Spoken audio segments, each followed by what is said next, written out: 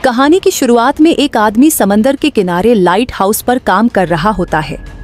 तभी वो समंदर में एक जख्मी लड़की को देखता है जिसे वह बचाता है। ये लड़की अटलांटिस की राजकुमारी होती है। अटलांटिस एक विशाल समुद्र के नीचे बसा शहर है। समय के साथ दोनों में गहरी दोस्ती होती है और फिर शादी कर लेते हैं। इनके एक बेटा आर्थर पैदा होता है। एक दिन अटलांटिस के लोग राजकुमारी को वापस ले जाने के लिए आ जाते हैं। राजकुमारी को अपने परिवार को बचाने के लिए उनके साथ जाना पड़ता है। कुछ साल बाद आर्थर बड़ा हो जाता है। तभी कुछ बच्चे उसे मारने लगते हैं, जिससे वहां पर एक शार्क गुस्से में आकर शीशा तोड़ने लगती है। बाद में आर्थर उसे शांत करता है। इसका मतलब आर्थर के पास एक खास शक्ति होती है। वह समंदर के सभी जीवों से बात कर सकता है। एक दिन आर्थर रशियन सबमरीन को लूटने आए लुटेरों से लड़ाई करता है और इनके लीडर को मार देता है। इसलिए उस लीडर का बेटा डेविड आर्थर से बदला लेने की कसम खाता है।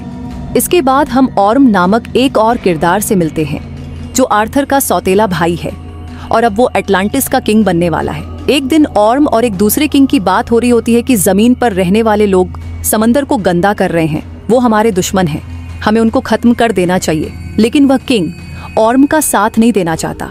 तभी वहां पर इंसान आकर उनके ऊपर हमला कर देते हैं। इसी बीच ऑर्म उस किंग की जान बचाता है, इसलिए वह किंग भी ऑर्म की मदद करने का फैसला करता है। उस किंग की बेटी मीरा की शादी ऑर्म से होने वाली थी, लेकिन वो ऑर्म से शादी नहीं करना चाहती। इसलिए वो आर्थर से मदद मांगने के लिए जमीन पर जाती है। दूसरी तरफ समंदर में एक बहुत बड़ा तूफान आ रहा था, जिसमें आर्थर और उसके पिता उस तूफान में फंस जाते हैं। तभी मीरा आकर उसकी जान बचाती है। वो उसे बताती है कि अगर वह अटलांटिस वापस आकर किंग बन जाए तो ऑर्म किंग नहीं बन सकेगा। इसके बाद आर्थर मीरा के साथ पानी में वापस आता है।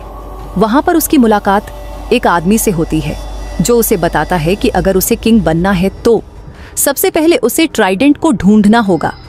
ट्राइडेंट अटलांटिस का एक शक्तिशाली और रहस्यमय हथियार है।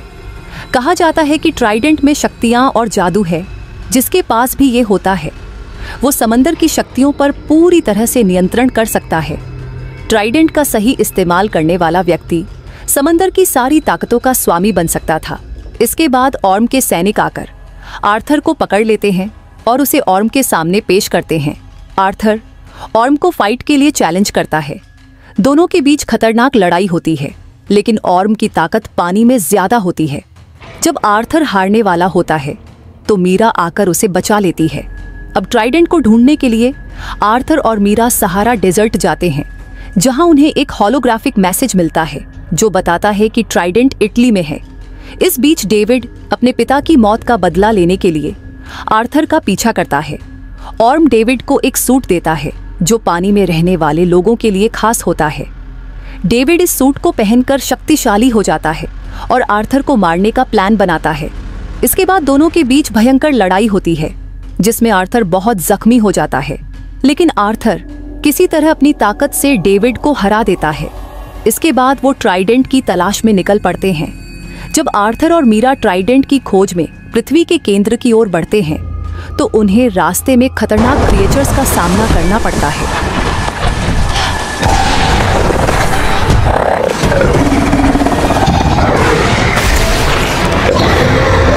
ये क्रिएचर्स, जिन्हें ट्रेंच कहा जाता है, समुद्र की गहराई में रहने वाले खतरनाक और डरावने जीव होते हैं।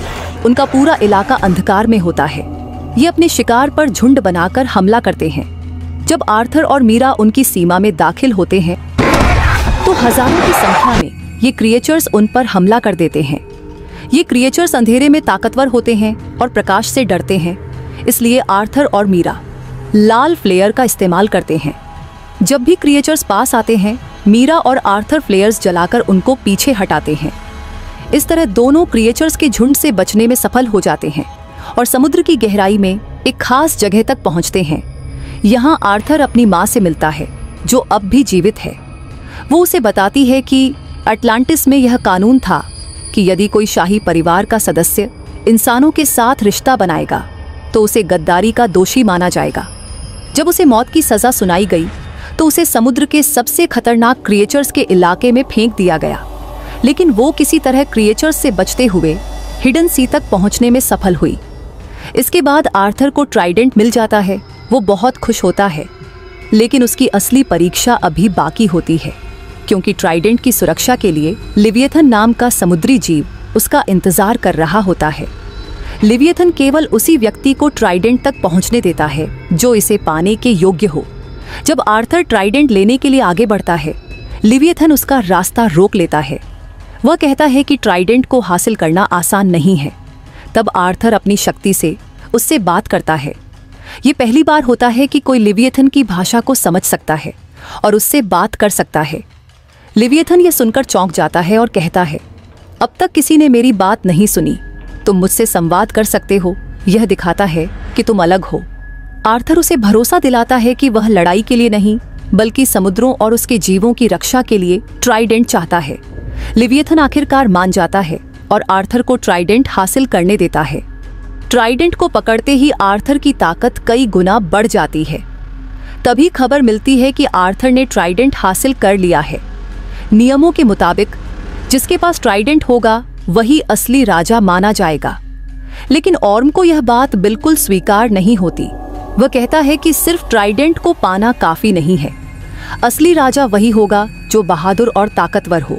इसके बाद एक आखिरी लड़ाई आर्थर और ऑर्म के बीच होती है।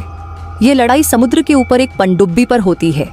इस बार आर्थर अपनी ताकत से ऑर्म को हरा देता है, लेकिन वो उसे जिंदा छोड़ देता है।